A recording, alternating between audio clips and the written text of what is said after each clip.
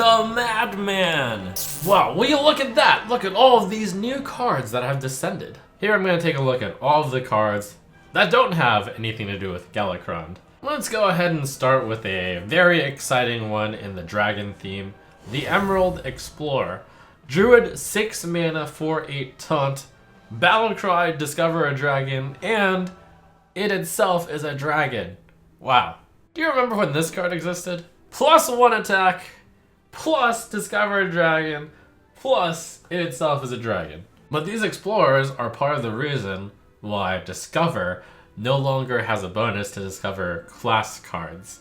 Because otherwise you could just chain Emerald Explorer and it would be pretty insane. If you're valuing Discover a Dragon at about the same as draw a card, and I think that's fairly reasonable, then it's worth about 1.5 mana. If we even just say knock 1 mana off, it's a 5 mana 4/8 taunt, which, that's very good. But wait, that's not all. Emerald Explorer enables what's perhaps the most insane card of the set, Breath of Dreams. 2 mana for Druid, draw a card. If you're holding a dragon, gain an empty mana crystal. It's old Wild Growth before Wild Growth got nerfed to 3 mana. And if Wild Growth wasn't good enough, you tack on draw a card to it. Absolutely insane, ridiculous. Fun fact, if you play Breath of Dreams, you could Yu-Gi-Oh! Get lucky. Play the Breath of Dreams on 2. If you draw a dragon, then you do gain an empty mana crystal if you didn't have any dragons in your hand. So I'm pretty certain that off of this card's power, as well as seeing the other dragons that are revealed already, like, I don't even need to see any more of this set. Like, Dragon Druid appears to be a deck. And we saw this in the initial card announcement, but just to showcase a good dragon. And to remind you, it's Ysera Unleashed. Ysera Unleashed is especially good when you ramp into her, by the way. 9 mana 4/12, Battlecry, shuffle 7 Dream Portals into your deck when drawing summon a random dragon. That's a pretty good dragon. Just ramp into her, play her, and then start getting a lot of value. Looks like a good plan. So those are some pretty insane Druid cards. What about Hunter? Hunter's got a bit of a theme to it with hero powers. Dwarven Sharpshooter, 1 mana, 1/3. Your hero power can target minions. That's actually a super scary design because when you play this, you set up an obvious turn 2, you can just deal 2 damage with your hero power. So your opponent can't play a card that has 2 health on turn 2 because it would just be such a good play for you to sharpshoot it down. And it's a 1 mana 1/3. Like, really scary. Can almost like lock your opponent out of the early game. Like, yeah, it's only for a very short amount of time, but still. Fits into the Highlander Hunter. We'll definitely get play in there. Also, just generally any control deck, any mid-range deck. Very spooky. Phase Stalker, 2 mana 2/3 beast. After you use your hero power, cast a secret from your deck. And naturally, if you use your hero power and it targets a minion, that's even better. So that could be a combo. This card is kind of similar to the Mage Arcane Keysmith. This card is a little bit worse than that, in the sense that it also costs you 4 mana with your hero power. Yes, you get to deal 2 damage to the opponent's face, or possibly to a minion, but you pull a secret from your deck, and Hunter Secrets cost 2 mana, Mage Secrets cost 3 mana, Mage Secrets tend to be better. Furthermore, I think this card competes with Masked Contender, and I think Masked Contender is better, since that's just a 3 mana 2/4. Put a secret into play from your deck if you already have a secret. I mean, you're running a secret deck, might as well pay 3 mana for a 2/4 that puts a secret instead of a 2 mana / 4 mana 2/3 that puts a secret.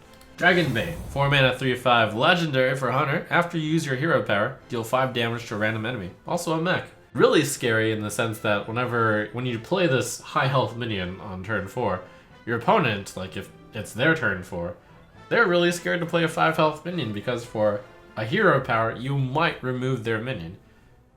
Also, if you don't remove their minion, you deal 5 damage to the face, which isn't a bad second place prize. Could be an aggro card, could be a mid-range / control card.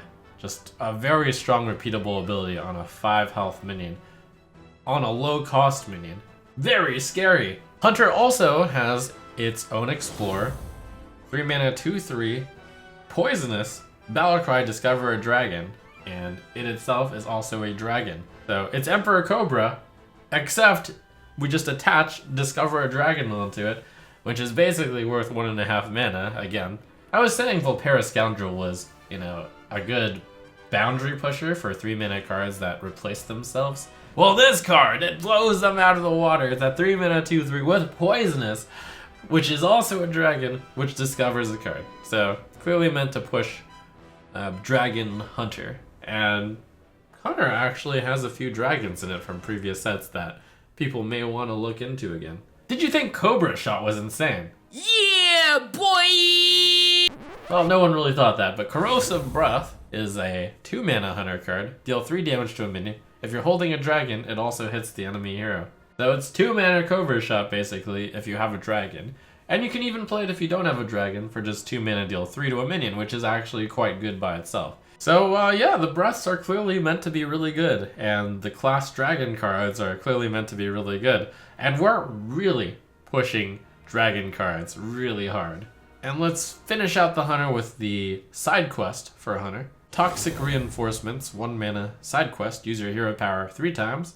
Reward, summon 3 1/1 Leper Gnomes. I'm not entirely sure that 1 mana to summon 3 Leper Gnomes 3 turns later is actually good enough. It's a little bit slow, especially since it seems like it's for an aggressive deck. But certainly 1 mana to deal 6 damage is pretty spooky. I would say it's no Learn Draconic, which is the Mage side quest. 1 mana, spend 8 mana on spells, reward, summon a 6/6 dragon. This card, I can just say, it's a 1 mana 6/6, because when you have spells, you put them in your deck in order to cast them. So you do intend to cast the spells over time, and you're just going to get a 6/6 dragon for 1. Seems really, really good. Side quests, by the way, can be played alongside a quest. You can't have both of the same side quest in play at the same time, and they don't start in your opening hand, which does make Learn Draconic also a bad top deck, but not as bad, because you could top deck it while you also have big spells remaining in your deck. Here's the Mage Explorer Dragon, 4 mana 2/3, Azure Explorer. Spell damage +2, Battlecry, discover a dragon, and of course, it's a dragon itself. This is like Cosmic Anomaly, except instead of 2 attack, we get discover a dragon, and that's a good trade-off, because 2 attack is usually worth about 1 mana, and discover a dragon is usually worth about 1.5 mana. This card's pretty solid, just like Cosmic Anomaly with Shooting Star, and I underestimated Cosmic Anomaly before. And if you don't want to run Shooting Star, how about you just get a upgraded mage spell with Malygos Aspect of Magic. This is insane mage legendary, 5 mana 2/8 dragon. Battlecry, if you're holding a dragon, discover an upgraded mage spell. So I feel like I could say the same thing about any of those dragon explorers. They're kind of good just because of your cards that want you to hold a dragon. And Malygos's, if you're holding a dragon effect, is really insane. Here's a list of what it gets. In terms of normal mana costs, you have Arcane Explosion, except it deals 2. You have Fireball, except it deals 8. You have Flame Strike, except it deals 8 to all enemy minions. You have Arcane Intellect, except it draws 4. You have Arcane Missiles, except it deals 6. In terms of the mana reduction cards, you have Kabbalist Tome, except it costs 1 for a 4 mana discount. You have Polymorph, except it costs 1 for a 3 mana discount. You have Frost Nova, except it costs 1 for a 2 mana discount. And you have Frostbolt, except it costs 0 for a 2 mana discount. Yeah, that's really good. And you get to discover the option that's best for you. And all of the options are good. So yeah, really insane. With all of those, if you're holding a dragon cards, it seems like it's a good time to detour into the neutral dragons. Because one concern you might have is, what if there aren't any good dragons? Well, turns out there are good dragons. Twin Tyrant, 8 mana 4/10 dragon. Battlecry, deal 4 damage to 2 random enemy minions. It does work on just 1 enemy minion as well.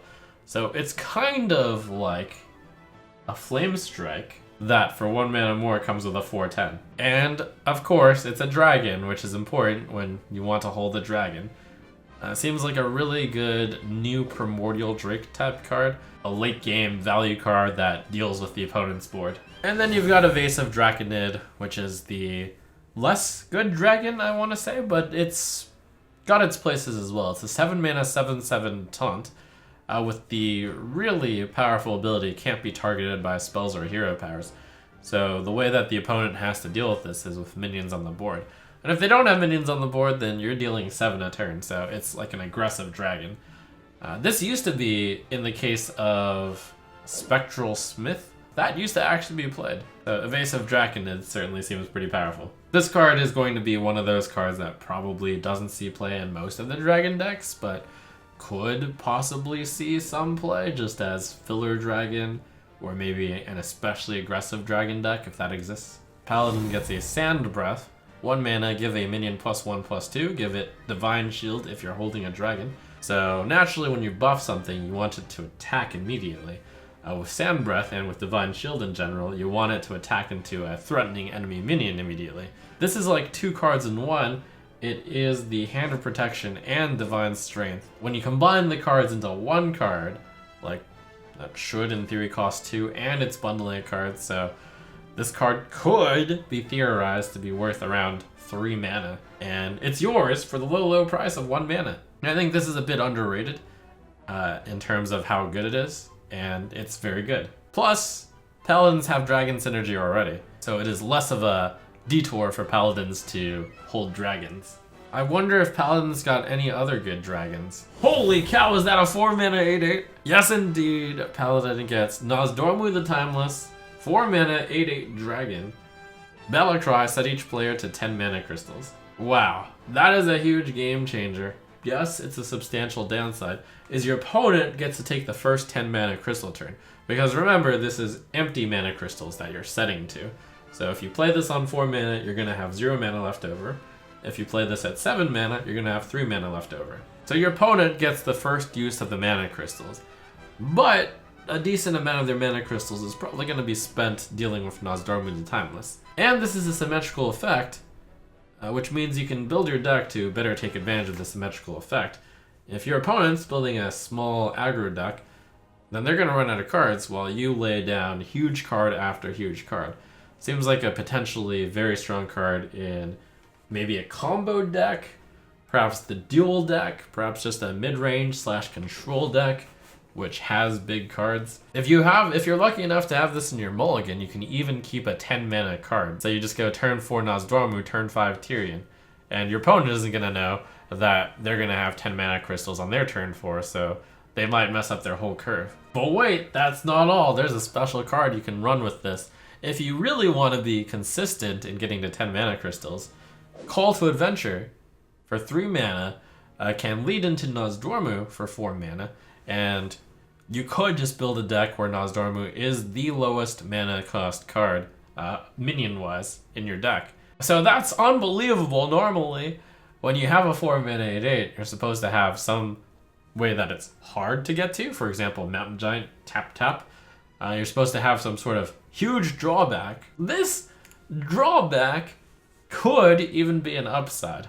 Very, very spooky card.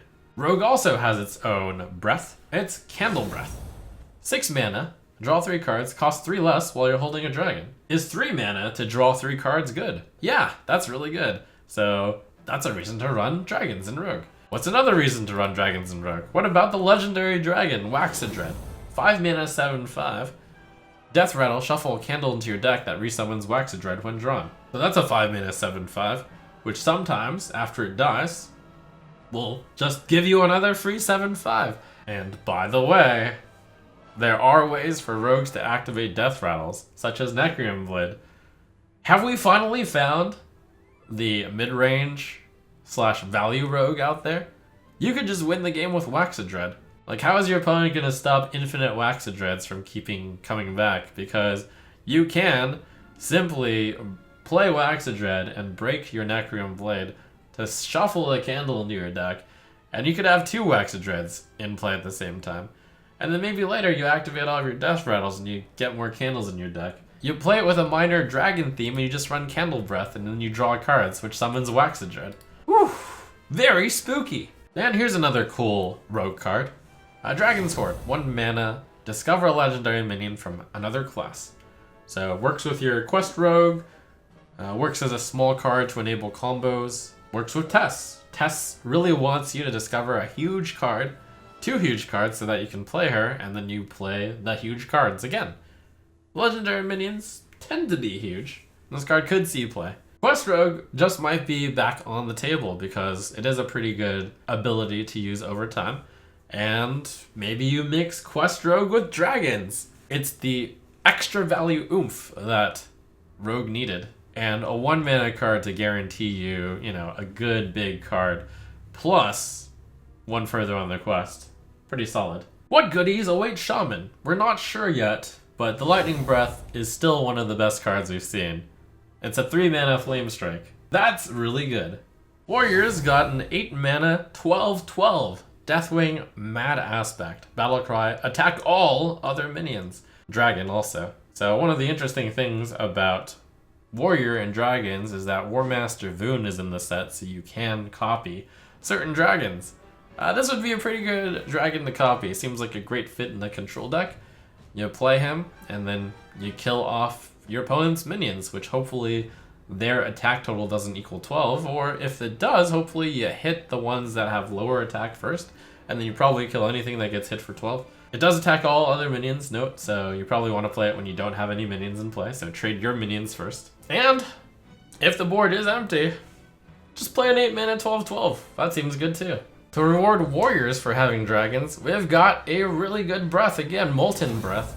4 mana, deal 5 damage to a minion. If you're holding a dragon, gain 5 armor. This is the same effect that would sometimes roll on Unidentified Shield, which costs 6 mana. This is Holy Fire, except it costs 4 mana, and you don't need to have lost health in order to gain 5. This card might be so good that Shield Block isn't run, and then you just run Molten Breath plus Shield Slam. So yeah, seems like a great card for a control dragon deck for Warrior. And finally, last, one of the biggest value cards to ever grace the face of Hearthstone. Sathrovar, 9 mana 5/5 demon. Battlecry, choose a friendly minion, add a copy of it to your hand, deck, and battlefield. Yo, I heard you need more value, so I gave you triple the value. By the way, this card is offered as a free card.